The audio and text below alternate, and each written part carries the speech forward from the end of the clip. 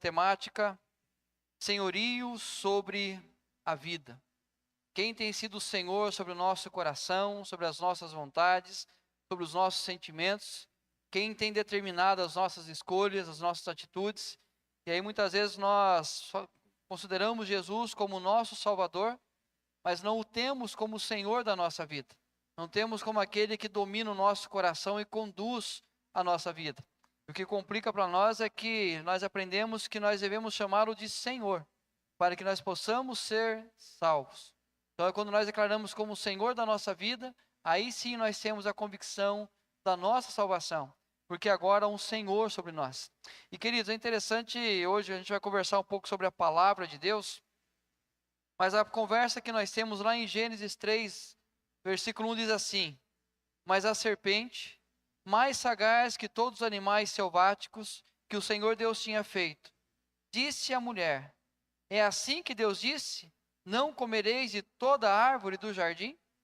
Nós conhecemos a narrativa toda da criação, aonde Deus faz um pacto com Adão, conhecido como o pacto das obras, aonde ele deveria se manter fiel e obediente para que ele pudesse manter na relação com Deus, para que ele pudesse manter o seu estado sem pecado. E aí então Deus dá uma ordem, o coloca no jardim, dá toda a possibilidade de alimento para ele, mas proíbe apenas de comer da árvore do conhecimento do bem e do mal. Mas apenas compartilha isso com o homem. E aí então a serpente, a mais sagaz de todos os animais que Deus havia criado, não sabendo qual era a ordem dada por Deus, vem e joga a isca. E diz: é assim que Deus disse, não comereis de toda a árvore do jardim? É aí que a mulher faz? Respondeu-lhe a mulher: do fruto das árvores do jardim podemos comer, mas do fruto da árvore que está no meio do jardim, disse Deus: dele não comereis, nem tocareis nele, para que não morrais. Nesse momento, então, o que a mulher faz é apresentar a proposta que Deus havia dado, a fidelidade do que Deus queria deles, e simplesmente aponta qual era a obediência que eles deveriam ter. O que acontece? Então, a serpente disse à mulher: é certo que não morrereis. Aquele começo de uma conversa, ela fala: não, nós podemos comer de tudo, mas da árvore do conhecimento do bem e do mal nós não podemos comer, nem sequer tocar, porque se assim o fizermos, nós iremos morrer. E aí então o que a resposta da serpente é certo que não morrereis. Pode ficar tranquila, pode ficar sossegada. Olha para esse fruto, porque se comer dele, nada vai acontecer. Vendo a mulher que a árvore era boa para se comer, agradável aos olhos e árvore desejável para dar entendimento, tomou-lhe do fruto e comeu, e deu também ao marido, e ele comeu. É interessante a construção da narrativa: boa, agradável e desejável. Boa, perfeita e agradável. É essa a proposta que ela faz. Pode comer do fruto, e certamente você não vai morrer. E aquela conversa transforma aquele fruto que era proibido em algo que era bom, agradável e desejável. E aí então essa mulher vai e come do fruto. A instrumentalidade do inimigo não é simplesmente tirar a autoridade da palavra dita por Deus, mas distorcê-la. É interessante que diz assim: não é tão verdade o que Deus disse. E aí então não é apenas tirar a autoridade, mas é distorcer aquilo que Deus disse. E aí quando nós olhamos um texto como esse, percebemos o risco que há. Quando nós achamos que apenas o papel do inimigo é tirar a autoridade da palavra de Deus. Não, muitas vezes ele não vai agir dessa maneira. Ele vai simplesmente querer distorcer aquilo que Deus disse. A desobediência não é tratada no diálogo, mas o convencimento por oferecer algo que é bom, perfeito e agradável. É interessante que a serpente não fica: olha, desobedeça a Deus, esquece o que Deus disse, se levante, seja rebelde contra ele, simplesmente faça o contrário do que ele disse a vocês. Não é essa a conversa. O que diz é uma tentativa de convencer que aquilo era bom, perfeito e agradável. Nenhum momento ela começa a dizer assim: contraria o que Deus disse a vocês, desobedeça a esse Deus, faça o que é contrário à vontade dele. Não, apenas coma do fruto, afinal de contas ele é bom, perfeito e agradável.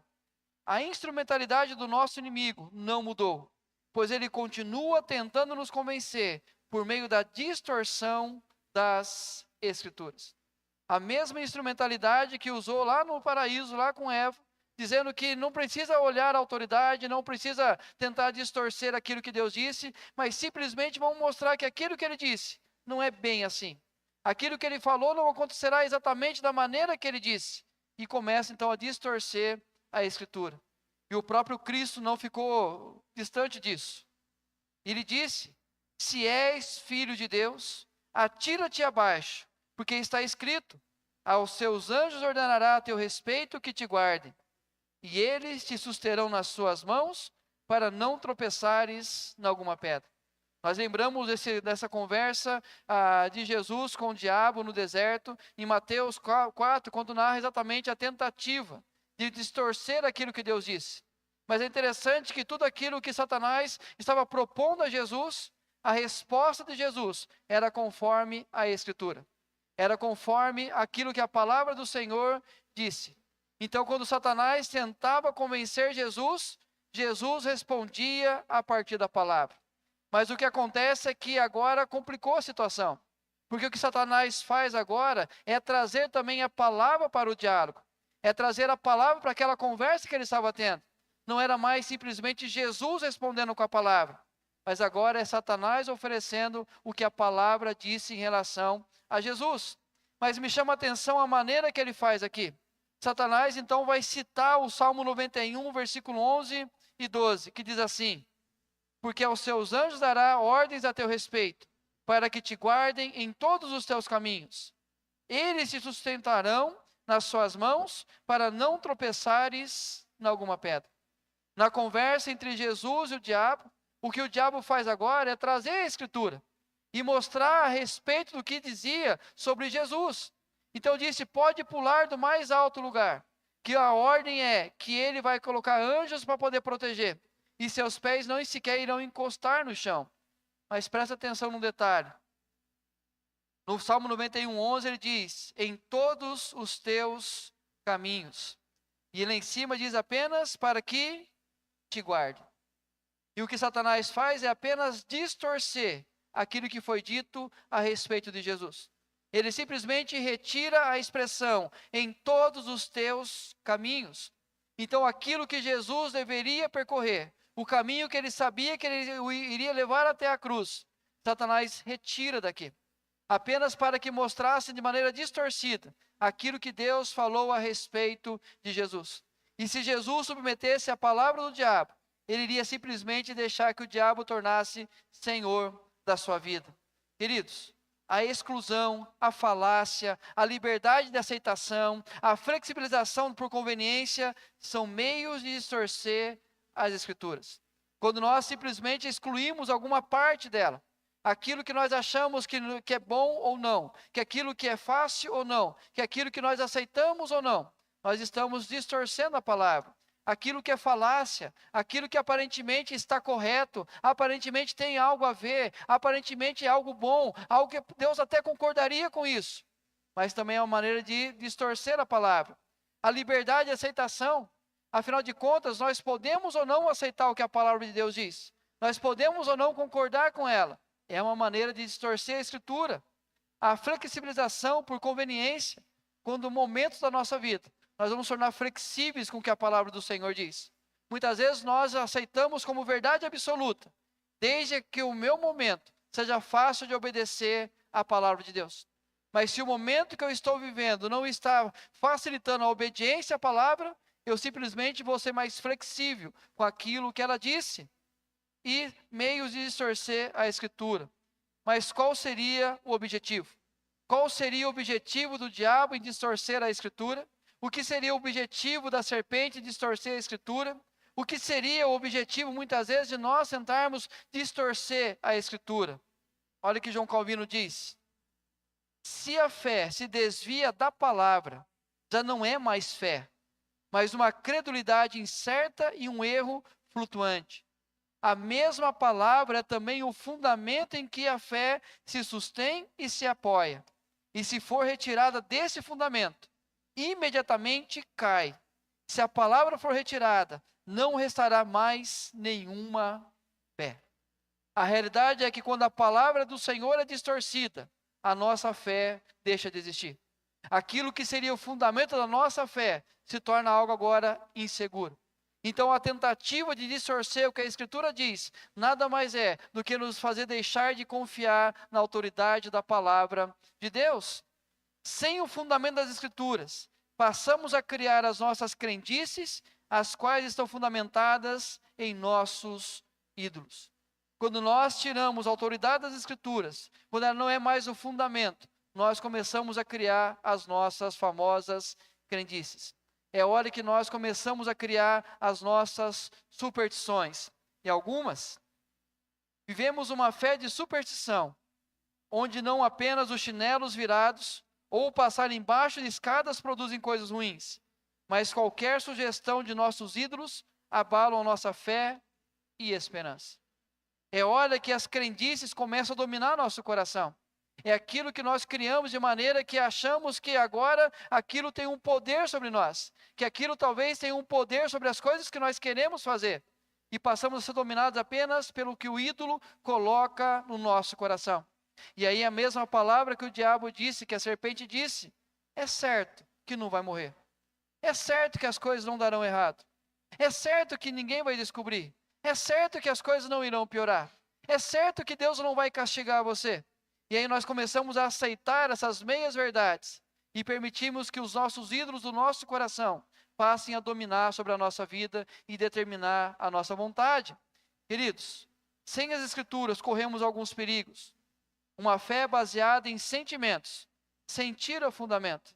Ah, se eu sinto, é de Deus. Ah, eu fui e não senti nada, não é de Deus. Ou se não, uma fé baseada em experiências. Bom, a Bíblia pode até dizer o contrário, mas comigo é assim. A minha experiência foi diferente. Por mais que a Bíblia diga sobre isso, comigo é diferente. Uma fé baseada em tradições humanas, usos e costumes. Coisas que nós fazemos ao longo da nossa vida, sem sequer saber por que nós fazemos. E nós envolvemos a espiritualidade, envolvemos Deus e achamos que aquilo é da vontade dele.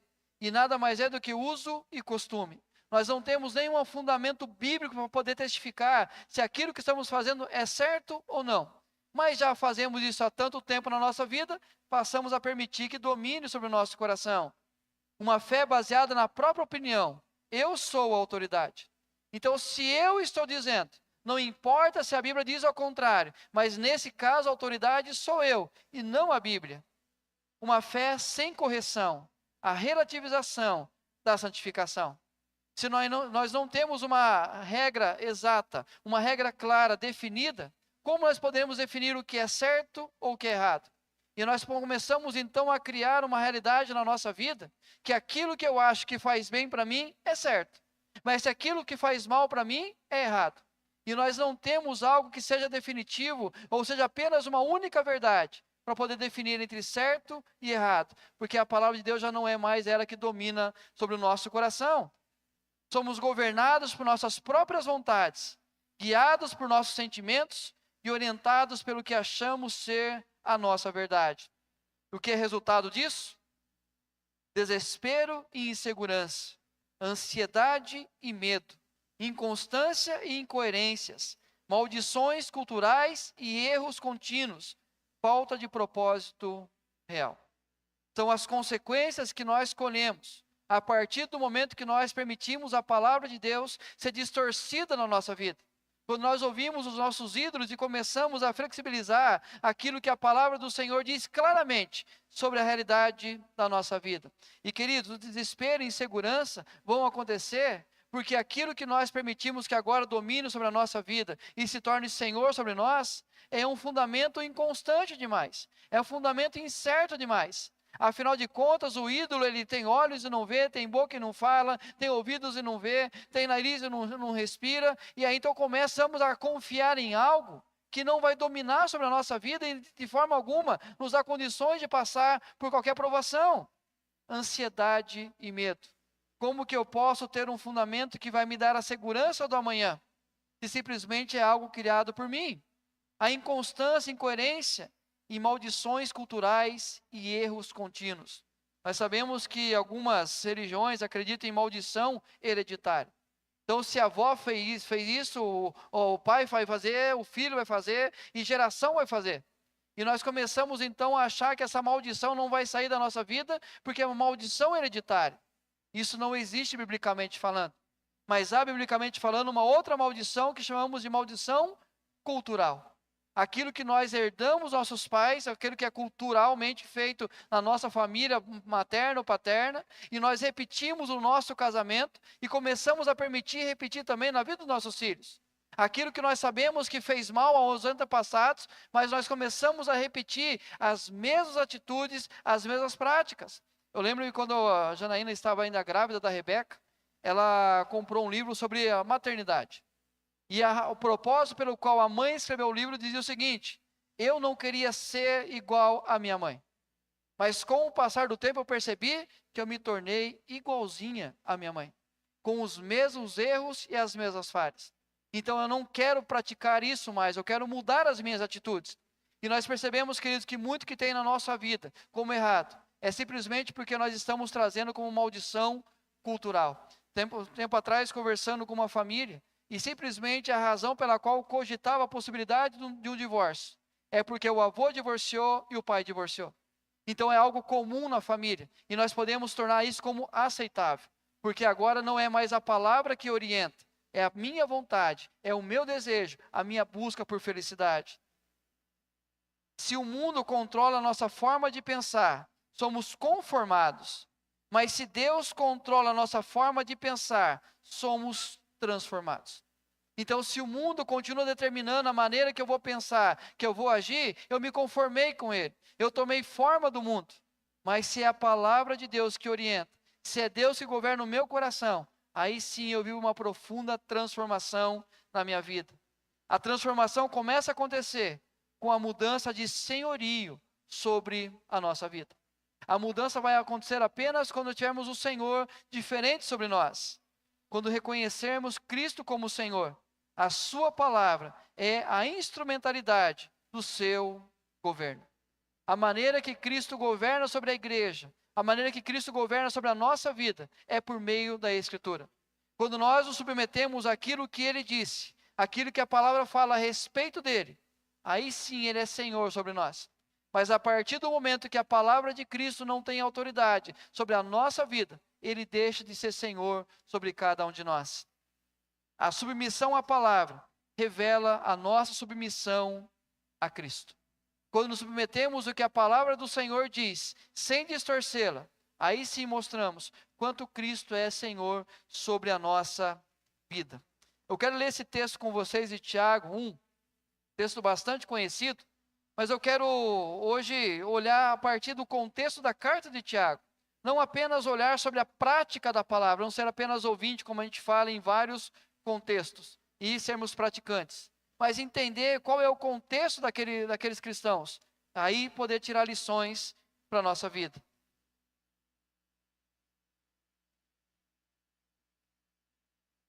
As Escrituras como instrumentalidade do senhorio de Cristo sobre nós. Diz assim: sabei essas coisas, meus amados irmãos.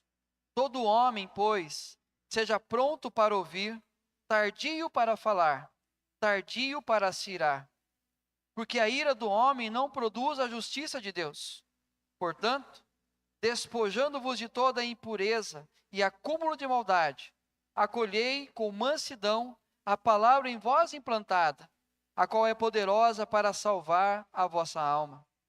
Tornai-vos, pois, praticantes da palavra, e não somente ouvintes, enganando-vos a vós mesmos. Porque se alguém é ouvinte da palavra e não praticante, assemelha-se ao homem que contempla num espelho o seu rosto natural, pois a si mesmo se contempla e se retira, e para logo se esquece de como era a sua aparência. Mas aquele que considera atentamente na lei perfeita, lei da liberdade, e nela persevera, não sendo ouvinte negligente, mas operoso praticante, esse será bem-aventurado no que realizar. Queridos, o que nós encontramos na carta de Tiago é o perigo de distorções causadas por algumas realidades que aqueles cristãos estavam vivendo. a partir da realidade de vida deles, poderia correr o grande risco de distorcerem o que a palavra do Senhor diz. Primeiro, pela perseguição sofrida. Era um povo na diáspora, um povo longe da sua terra, um povo que foi espalhado por consequência da perseguição à igreja. E um povo que está longe da sua terra, longe da sua pátria, longe dos seus familiares, a família estendida, corre o grande risco de distorcer o que a palavra do Senhor diz. Pela diversidade das tribulações, recomeçar a vida e enfrentar os desafios, as perseguições, as tribulações diversas, pode nos fazer distorcer o que a Escritura do Senhor diz. Pelas frustrações nos objetivos. Nós encontramos no capítulo 4, ele dizendo o seguinte: amanhã nós iremos para a cidade tal, e lá iremos trabalhar, ganhar dinheiro e faremos a nossa vida. Eles tinham objetivos diferentes, mas não a submissão à palavra de Deus. Então a frustração causava então a possibilidade de distorcer o que a Bíblia diz. Pelas enfermidades. Tiago vai falar sobre a importância da oração pelo enfermo. Significa que pessoas estavam com enfermidades. E talvez ao enfrentar uma enfermidade, nós podemos correr o risco de distorcer o que a palavra do Senhor diz. Pela ansiedade e preocupações. Nós temos no capítulo 5 a palavra de Tiago dizendo: não andem ansiosos, porque o Senhor tem cuidado de vocês.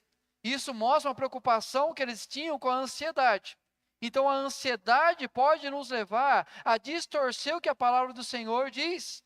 Queridos, a real possibilidade de viver em submissão à palavra de Deus gera preocupações no coração de Tiago. A realidade que eles estavam vivenciando poderia levá-los a viver uma insubmissão à Escritura. É interessante que isso também não foge da nossa realidade. O momento de vida que nós estamos tendo, o momento de vida que nós estamos passando, os enfrentamentos que nós temos, pode fazer o nosso coração o permitir que a palavra do Senhor seja distorcida e passemos então a não ser mais submissos à palavra, e sim aos ídolos que nós criamos a partir da nossa realidade. Tiago não desconsidera a realidade do sofrimento, da dor e da ansiedade, mas não permite que sejam instrumentalidade de distorções. Tiago não vai dizer que é mentira o sofrimento, que é mentira a dor, que é mentira a ansiedade. Ele não vai falar sobre isso. Mas ele vai dizer que nenhuma dessas coisas é o motivo ou o fundamento para permitir que possamos distorcer a palavra. Que possamos ter outras práticas, não de acordo com o que Deus diz. A distorção leva à prática de distorções. Quando nós distorcemos a palavra, a nossa prática também será distorcida. Se nós rejeitamos o que o Senhor disse, a partir da nossa realidade, interpretamos de maneira errada, nós iremos ter atitudes também distorcidas. Era necessário permanecer ouvindo da palavra e obedecer em conformidade com a palavra. Então, mesmo a situação que eles estavam vivenciando, eles não poderiam deixar de ouvir o que a palavra do Senhor disse. E não apenas ouvir, mas obedecer, praticar a palavra. A submissão às Escrituras revelaria quem era o Senhor daqueles irmãos na diáspora. A obediência à Escritura daria a eles a certeza que Cristo era Senhor sobre a vida deles. Mas a desobediência à Escritura mostraria que Jesus não tinha mais autoridade sobre a vida deles. É a mesma realidade sobre a nossa vida, queridos. Quando a palavra do Senhor tem poder e autoridade sobre nós, aí nós mostramos quem é o Senhor da nossa vida. Mas a partir do momento que nós permitimos distorcê-la, nós vamos revelar também quem tem dominado sobre o nosso coração. E hoje, duas lições desse texto. A Escritura como instrumentalidade do senhorio, primeiro, sobre as nossas reações diante das provações. Portanto, despojando-vos de toda a impureza e acúmulo de maldade, acolhei com mansidão a palavra em vós implantada, a qual é poderosa para salvar a vossa alma. Queridos, se há um momento da vida que nós vamos demonstrar quem é o Senhor e qual palavra tem autoridade sobre nós, é a aprovação. Se tem um momento da nossa vida que vai desafiar a nossa submissão àquilo que Deus diz, é quando nós estamos enfrentando a provação. É quando os dias difíceis chegam na nossa vida. Aí sim nós iremos nos mostrar o quanto nós somos submissos ao que o Senhor diz. o quanto nós confiamos na palavra dele, o quanto nós submetemos à vontade dele. Então, quando nós olhamos a carta de Tiago, Tiago começa exatamente com essa realidade, falando sobre provação, sobre alegria na provação. E aí ele vai dizer exatamente isso, como que nós reagimos quando as provações chegam na nossa vida. Mas sabe o que me chama a atenção? No versículo 18 ele diz: pois segundo o seu querer, ele nos gerou pela palavra da verdade, para que fôssemos como primícias das suas criaturas. Tiago recorda que o que somos em Cristo e está acima do que sofremos neste mundo. Ele começa dizendo o que a palavra do Senhor produziu em nós, o que o sacrifício de Jesus fez em cada um de nós, a transformação, a preciosidade que agora nós somos. Ele diz, as primícias das suas criaturas. Ele mostra a excelência do que Cristo fez e a maneira que alcançou a nossa vida e a maneira que transformou a nossa vida, a maneira que agora nós somos primícias da criação de Deus. Ele mostra essa realidade, ou seja, qualquer sofrimento deste mundo, qualquer realidade deste mundo não se compara àquilo que nós somos em Cristo Jesus. O apóstolo Paulo, em Romanos 8, vai falar algo semelhante, que ele diz que o sofrimento no tempo presente nem se compara com a esperança que há de vir. A realidade, queridos, que nada neste mundo, nenhuma provação, pode ser maior do que aquilo que Deus fez em Cristo Jesus a favor de cada um de nós. Então nós não temos motivo algum, olhando para o sacrifício de Jesus, para distorcermos a palavra a partir da nossa realidade. A partir do momento que eu perder de vista aquilo que Ele fez por mim, e começar a observar a provação, e permitir que a provação governe sobre a minha vida, aí sim há o grande risco, aí sim o grande perigo. A bondade supera a maldade do homem. Mas ele continua no versículo 19. Sabei estas coisas, meus amados irmãos. Todo homem, pois, seja pronto para ouvir, tardio para falar e tardio para se irar. É interessante a maneira que Tiago constrói a narrativa. A prontidão para ouvir e ser tardio para falar e para se irar. Mas, queridos, quando dominados pelas provações, somos rápidos para falar e não queremos ouvir. Quando a provação chega na nossa vida, imediatamente a primeira atitude nossa é reagir. É tentar expressar com palavras o quanto nós estamos descontentes com a situação. O quanto nós queremos provocar a confusão a partir da situação que nós estamos enfrentando. E nós não queremos ser tardios para falar, tardios para se irar. Pelo contrário, nós queremos ser pronto para falar, pronto para se irar, e aí tardio para ouvir. Aí depois de tudo acontecer, depois do leite derramar, aí sim nós vamos parar para ouvir. E aí muitas vezes é tarde demais. Então quando nós olhamos essa realidade, nós percebemos, queridos, o quão preciosa é entender quem é o Senhor sobre a nossa vida quando a provação vem. E a maneira que nós estaremos prontos para ouvir revelará quem é o Senhor sobre nós. É quando damos espaço à nossa ira e o nosso desejo de justiça própria. E ela assume o senhorio sobre nós.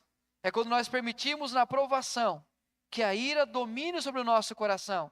E o desejo por justiça própria começa a ditar as regras sobre nós. Queridos, o problema é que a nossa justiça é contaminada pelo pecado, o que a torna sempre injusta. A tentativa de praticar a nossa própria justiça, também contaminada pelo pecado, e submissa à Escritura Sagrada, nós sempre iremos fazer aquilo que é errado. Nós sempre iremos literalmente trocar os pés pelas mãos. Nós simplesmente iremos trocar aquilo que era uma tentativa de consertar. Nós iremos estragar tudo de uma vez só. As consequências, estendemos a ira que nos esgota. Estendemos a ira que nos esgota. Aquilo que era para ser um momento, aquilo que era para ser circunstancialmente uma situação passageira, nós estendemos por muito tempo. Paulo vai dizer em Éfeso, não se põe o sol sobre a vossa ira, não vá dormir irado, não dê lugar à ira no seu coração. Mas quando nós então invertemos e não permitimos a palavra ter autoridade sobre nós, nós permitimos que aquilo que era para ser momentâneo, perdure por muito tempo. Alimentamos a vingança que nos destrói. Então nós permitimos que agora que ocupe o nosso coração é apenas o sentimento de vingança. E o tempo todo maquinamos apenas o mal contra aquele que nos ofendeu.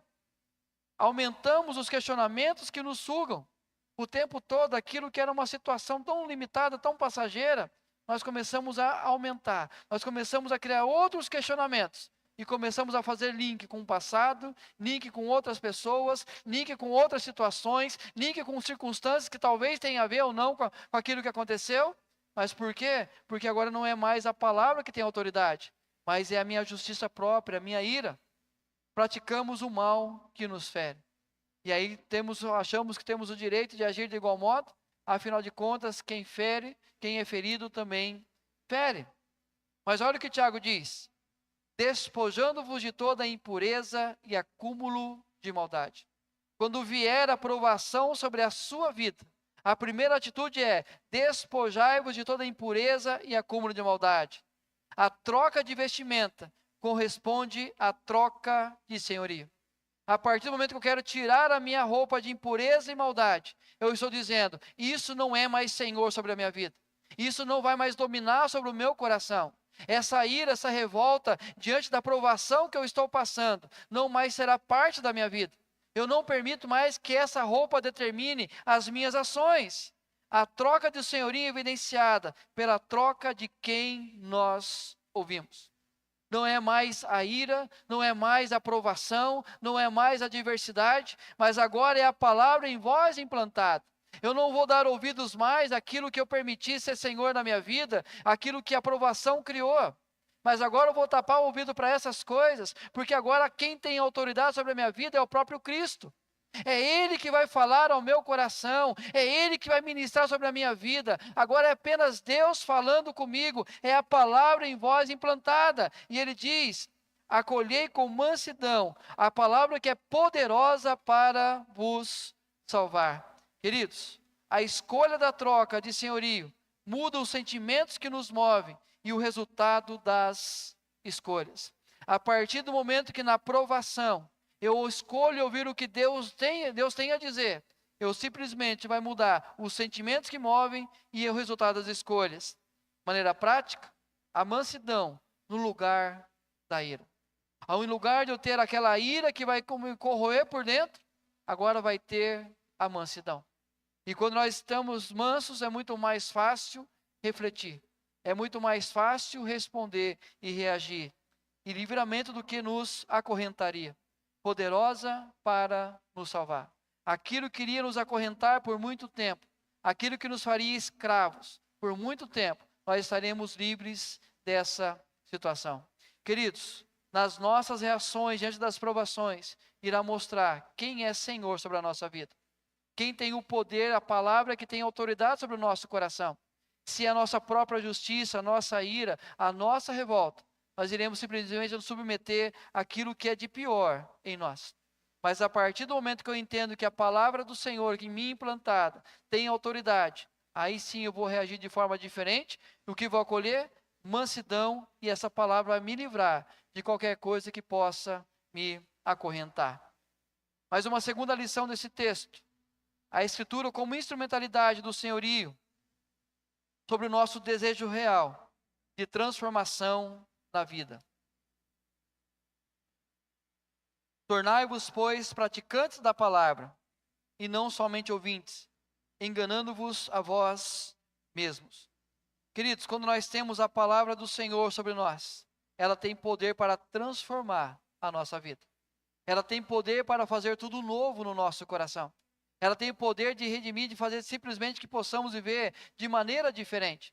Quando a palavra do Senhor tem autoridade, ela transforma a nossa vida. Mas a grande questão é o quanto nós queremos ter a nossa vida transformada. O quanto nós queremos ser diferentes. O quanto nós queremos experimentar o que Deus tem para nós. Lembra a narrativa lá da serpente? O que é bom, perfeito e agradável. E nós sabemos que a mesma promessa tem a nós do próprio Deus, que a vontade dele é boa, perfeita e agradável. A questão a qual nós queremos ouvir, a proposta da serpente nos oferecendo um fruto que aparentemente é bom, perfeito e agradável, e vai nos fazer senhores da nossa própria vida, ou nós queremos nos submeter à palavra de Deus e aceitar o que é vontade dele, que realmente é bom, perfeito e agradável. A grande questão, queridos, é que nós persistimos em atitudes da nossa vida que já têm demonstrado que não são frutíferas, muito pelo contrário, têm provocado o mal no nosso coração, têm nos trazido enfermidades físicas, emocionais, espirituais, mas nós continuamos a persistir nas mesmas práticas, porque não queremos submeter ao que a palavra do Senhor diz, e nós não mostramos um profundo desejo de transformação, de sermos pessoas diferentes. E continuamos a cair no mesmo erro, nas mesmas práticas erradas. E aí nós persistimos no erro porque não queremos aceitar que a palavra de Deus tem autoridade sobre nós. Os primeiros leitores ansiavam por dias melhores, desejavam viver e prosperar. Ao longo da carta, Tiago vai trabalhar com eles, que eles queriam ir para uma cidade tal, ganhar dinheiro, fazer vida, ter ali o sucesso. Não eram pessoas que não queriam coisas melhores. Eram pessoas que procuravam mudar a sua vida. A distorção acontecia quando faziam planos sem cogitar a orientação divina.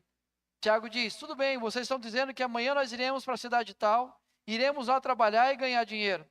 Mas ao invés disso, deveriam dizer, se o Senhor quiser, nós não apenas iremos, como também iremos trabalhar e como também iremos ganhar dinheiro. E aí então o Tiago vai falar que é uma jactância, uma arrogância do coração deles. Tentar planejar a vida, determinar os dias, sem a possibilidade do Senhor dominar sobre nós. Sem cogitar a interferência de Deus na nossa vida. Qualquer tentativa humana de comparar ou tentar escrever os seus dias sem Deus é apenas arrogância do nosso coração. A tentativa de determinar escolhas e atitudes revelam arrogância de corações que querem ser senhores do destino. A distorção é percebida quando escolhemos apenas ouvir a Escritura, mas não ter a obediência como opção. Nós passamos a distorcer quando nós apenas ouvimos, mas não obedecemos. Nós ouvimos, mas não obedecemos porque os nossos argumentos são melhores que os argumentos de Deus. Aquilo que achamos certo ou errado é muito melhor do que aquilo que Deus diz na palavra dele. Eu sei que Deus diz que eu precisaria fazer isso, mas eu sei que isso não é bom para mim, porque eu sei o que é bom para mim, e eu simplesmente vou fazer aquilo que é o contrário. Mas ele dá uma ordem aqui: tornai-vos. O imperativo que visa a mudança não apenas de comportamento, mas em especial de senhorio. O que Tiago está dizendo aqui é: muda o comportamento de vocês, não apenas por conveniência, mas pela troca de Senhor sobre a vida de vocês. Então, quando ele nos manda tornar praticante da palavra, permita que esta palavra seja autoridade sobre a sua vida. Que esta palavra tenha um lugar no seu coração de dominadora, que aquela palavra agora vai conduzir a sua história. A partir do momento que a palavra começa a determinar o que nós fazemos, aí sim, nós passamos a permitir que o Senhor governe sobre o nosso coração. A obediência apontaria a real troca de senhorio. Agora sim, nós praticamos o que a palavra do Senhor diz. Nós praticamos aquilo que Ele ensina. Porque se alguém é ouvinte da palavra e não praticante, assemelha-se ao homem que contempla num espelho o seu rosto natural. É interessante que Tiago diz que quando nós ouvimos e não praticamos, nós estamos enganando a nós mesmos. Nós estamos tentando distorcer o que a palavra do Senhor diz, para que seja em conformidade com aquilo que eu estou fazendo. E aí então eu começo a distorcer a palavra, e eu não percebo que na verdade eu estou enganando apenas a minha própria vida. A distorção não é repentina, ela acontece gradualmente, conforme nos distanciamos da referência primeira. Ela não acontece, a distorção não é você vai sair daqui hoje e aí você repentinamente vai distorcer o que a palavra do Senhor diz. Não, ela acontece gradualmente na nossa vida. Nós vamos a um espelho, olhamos para o espelho e contemplamos a nossa aparência. E quando nós vamos dando passos para trás, vai ficando mais distante, a aparência começa a ficar um pouco diferente, mas quando eu saio da presença do espelho, eu já não lembro mais como eu estava. Eu já não consigo mais lembrar dos detalhes da maneira que eu estava. E presta atenção num detalhe. a nossa própria aparência. Não é você olhar uma foto de alguém que não conhece e virar a foto e falar assim, dê para mim as características dessa pessoa. Não. É a sua própria face, é o seu próprio rosto, é você enxergando a si mesmo no espelho, mas com o passar do tempo distanciando dessa referência primária, você já não se lembra mais da sua própria aparência.